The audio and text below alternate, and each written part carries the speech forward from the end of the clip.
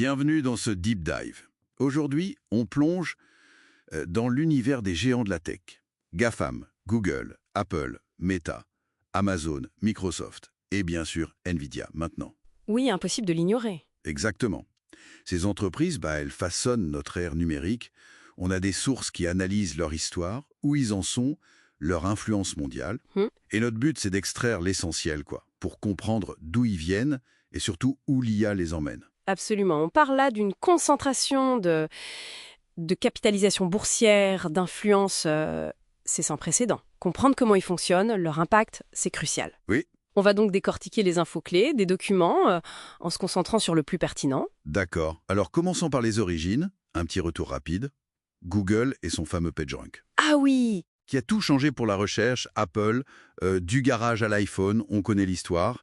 Meta, ex-Facebook, du réseau social vers ce projet de métaverse.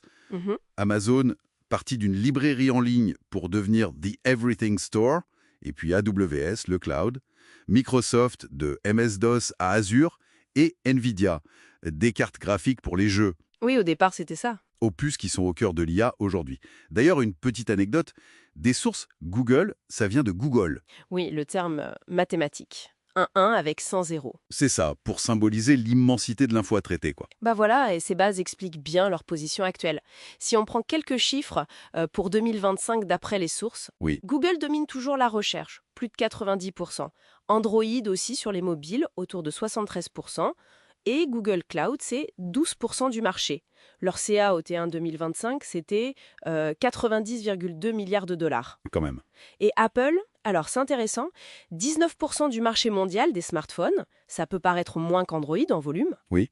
Mais les sources insistent, ils raflent plus de 59% du marché premium aux États-Unis. C'est une stratégie différente, très rentable. Ah oui, d'accord. Leur CA au T2 fiscal 2025, 95,3 milliards. Meta, presque 4 milliards d'utilisateurs mensuels sur leur réseau. 4 milliards. Oui, et ils prendraient déjà 35% du marché naissant du matériel métaverse. CAT1, 42,3 milliards.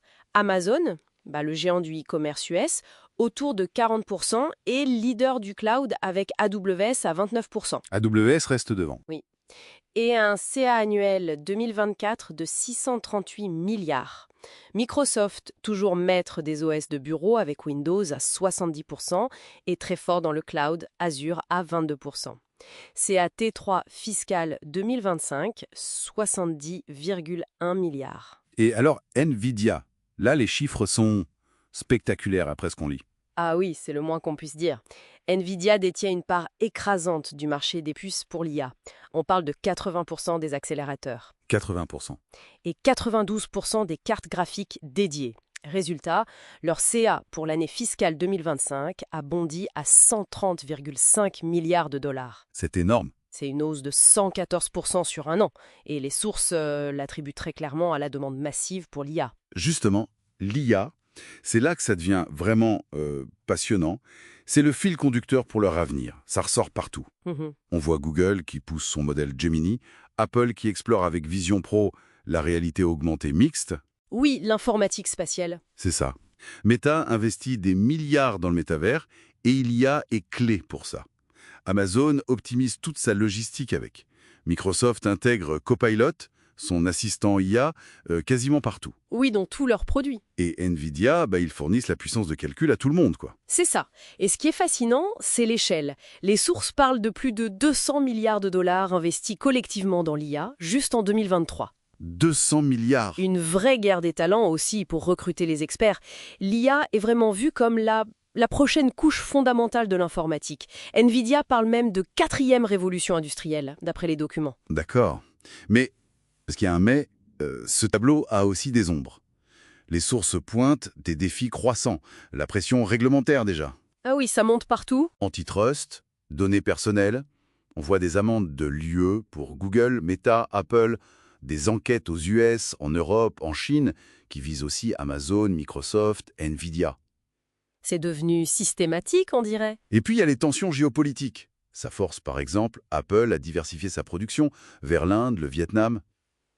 Sans oublier les questions de société, l'utilisation des données, la modération des contenus, l'impact sur l'emploi et l'empreinte environnementale. Oui, ça c'est un point de plus en plus soulevé. Les sources parlent d'une possible explosion de la consommation d'énergie et d'eau des data centers, qui pourrait tripler, notamment à cause de l'IA et des puces Nvidia qui sont très gourmandes. On rapporte ces points, tels quels, sans jugement. Bien sûr. Et ce qui est intéressant aussi, c'est que ces défis ne touchent pas tout le monde pareil. La pression sur les données privées, par exemple, Oui, ça impacte plus directement Google ou Meta, dont c'est le cœur du modèle économique, que Apple, qui est plus sur le matériel et les services payants. C'est une nuance importante, je trouve. d'accord, très juste. Donc si on résume, on a des géants technologiques boostés par l'innovation, surtout l'IA, Mhm. mais qui naviguent dans des eaux de plus en plus agitées. Réglementation, enjeux de société, contraintes environnementales. Alors, qu'est-ce que ça veut dire pour la suite, tout ça?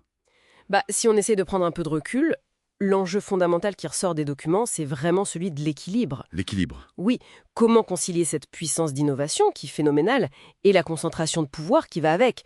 Comment concilier ça avec une gouvernance, disons, plus responsable, plus durable? Hmm. Les sources ne donnent pas la réponse, évidemment, mais elles posent la question avec force. C'est peut-être ça, la grande interrogation pour les années qui viennent. Comment cette balance va être trouvée? Ou pas?